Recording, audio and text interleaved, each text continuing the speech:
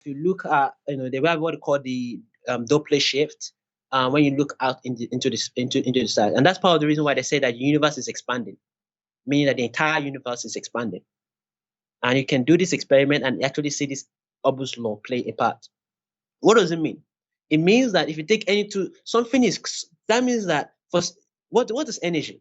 Energy is the cause of change in any state of the system. If there is no energy in a system, of course, mass itself is energy, but let me just remove that and say that if there is no cause of change in a system, it's going to be like that forever. It's not going to contract. It's just going to be stagnant like that, frozen forever. If something change at all, there is a energy dynamics that cause the change in that thing. I'm not sure if you get what I mean. It's like if you can freeze time, then you have a constant energy. Then there is no energy change at all. So that one, there's no energy put into the system, there's no energy coming out of the system. But if there is any change, meaning any movement, if you yourself moving, your room is moving, things it's because of the energy dynamics, because of the energy coming in and going out of the system. So this is what I mean. If every single point in space is moving apart in such a way that the faster and the more they are, the more any two, so the farther any 2 points are apart, the faster they're moving away from each other.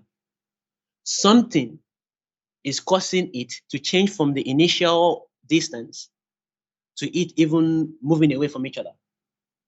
And that thing, there is an energy causing it, which is a natural state of energy that's everywhere. Because it's just a natural, the universe is expanding everywhere. So there is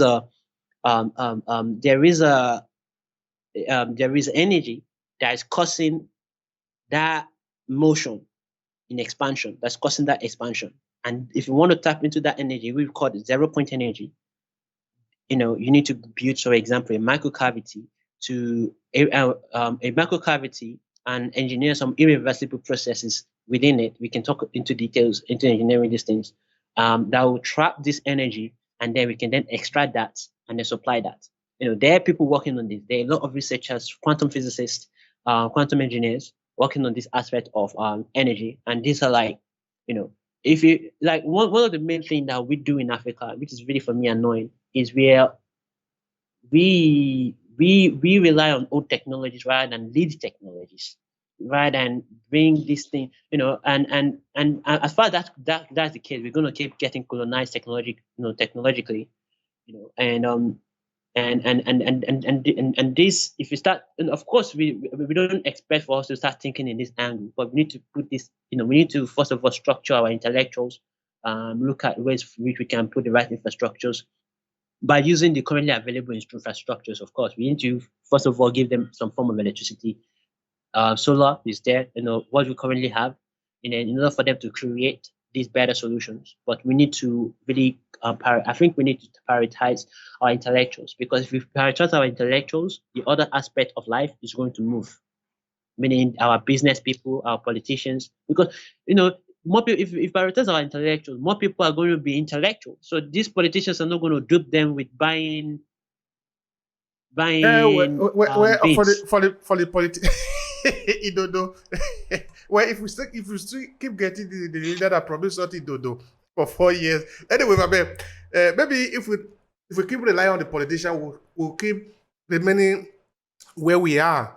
I believe what you said before, that we don't need to rely on them, not anymore, because we know that the equation doesn't work. It doesn't turn out to be what it is. They don't want to solve the problem, not because they cannot solve it, but because they don't want to solve it, and They're because we benefiting cannot, from it. bend them. We can only change them from time to time. At least that is democracy. Okay, that is already good enough. Maybe we start looking for a way to find. Is it really democracy? Really? Whatever, a semblance of it. Is One it thing I really was thinking, democracy? when I asked you the question related to if technology, the modern technology can help us, is that I believe that this can actually be done in very many versions and different ways.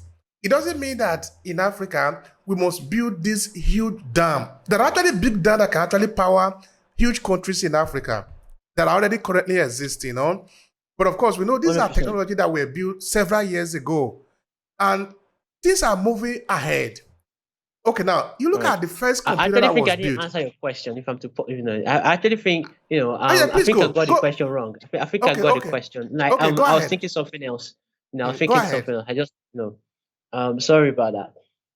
No, no Okay. problem. Go ahead. Okay. Now, I actually, ways in which, do I think technology can help, Africa no, it's already helping Africa. It's already, usually, the politicians, with all the respect to them too, they were keeping the people impoverished, and thanks to internet and laptops, some of our talents here are not working from Nigeria with other companies abroad, and they're making money, generating money, and using that to fund other businesses down here. So the more I make money from the UK, the more I'm spending, buying food. And this person that I'm buying food from is thanking me for thank you for for giving me cash, you know.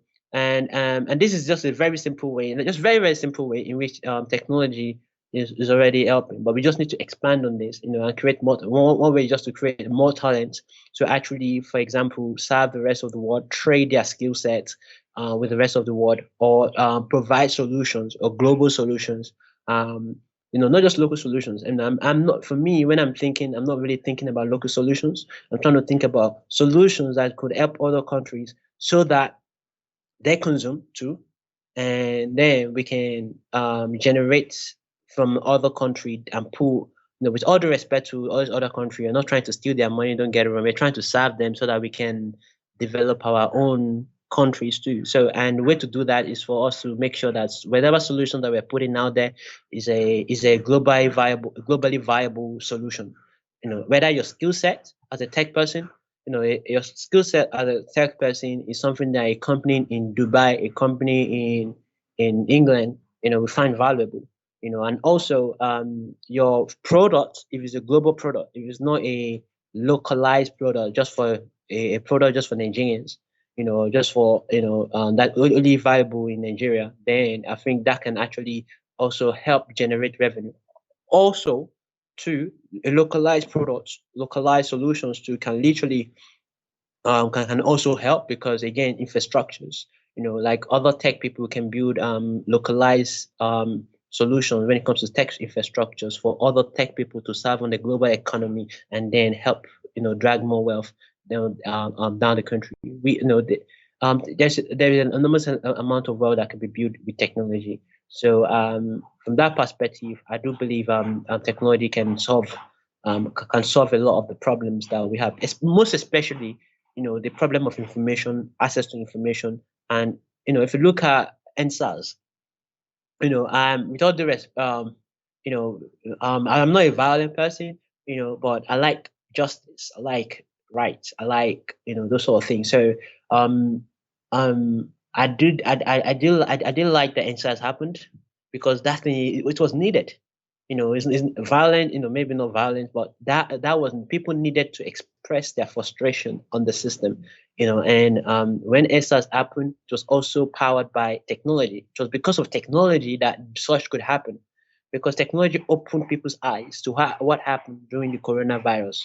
During coronavirus, people in Nigeria were able to learn something about what democracy is by looking at how the other countries handled NSARS.